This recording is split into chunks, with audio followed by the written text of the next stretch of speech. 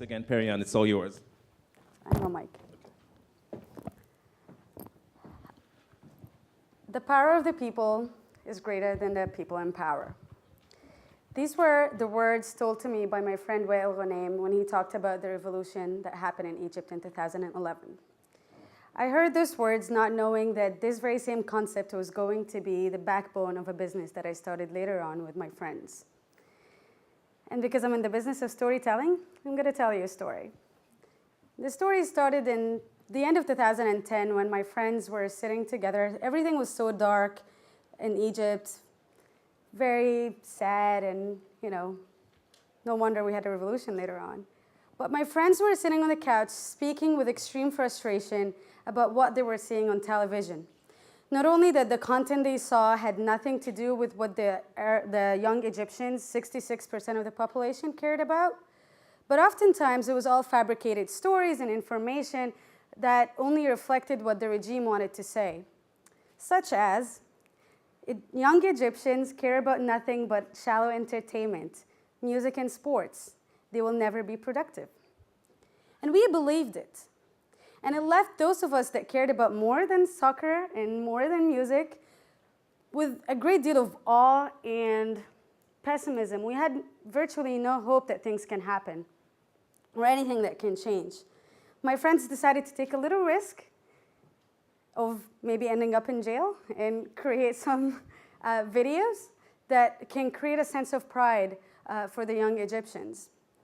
But they were left with a great challenge, which is basically having to knock on every single producer's door and ask them, can you please produce this idea? We think the Arab generation, the young generation would want to see it. They tried, they didn't get anywhere. They produced their own videos at their own expense. They failed miserably. It was horrible. Nobody saw them, and we don't show them to anybody.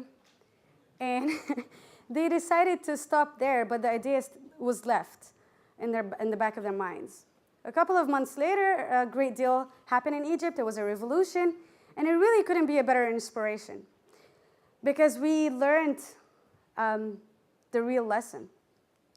We realized that it was not the money, it was not the equipment, and it was definitely not the producers that can give us our one shot at succeeding.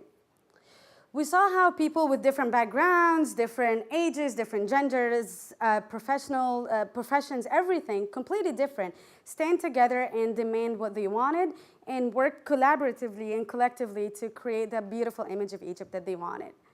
And that was our aha moment. We realized that in order for us to succeed, we need to find the audience, speak the language, and give them their voice. Let them decide what they want to see. And that is exactly what we did. We created a series of videos, starting with an animation series called A Citizen's Guide to Understanding Politics, that explained exactly what people were talking about in Tahrir Square and at their homes. All the political terms they were bombarded with, they couldn't understand, and we decided to explain them in the very same language they speak. And we put them online. We didn't knock on anybody's door. We actually took money out of our pockets, our parents' pockets, 15 of us, bought our first camera, bought a cake with the camera to celebrate it. And we basically shot those videos and we put them online. And what happened is that because they were in the same language that the people spoke and they were exactly about what people wanted to hear, they went viral. They went viral to the extent that every single TV network knocked on our door asking to broadcast it. Organizations like Al Jazeera asked us to produce content for them.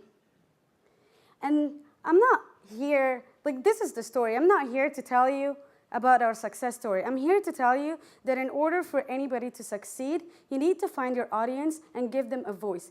Give the power of evaluation and selection to the rightful owner, which is the audience. Now, this very same concept inspired my new business that I'm working on right now out of MIT, which is called Femme Collectively.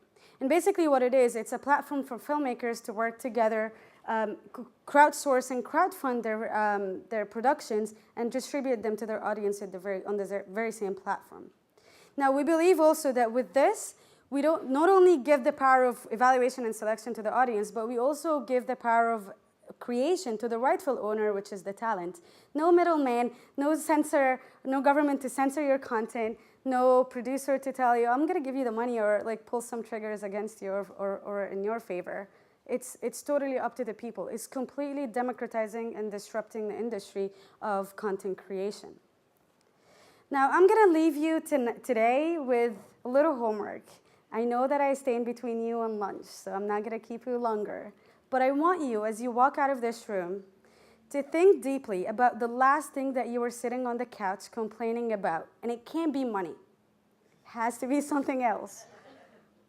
And think of your audience and think of how you're going to address that audience, give them the voice to change what you want to change about that thing. Thank you very much.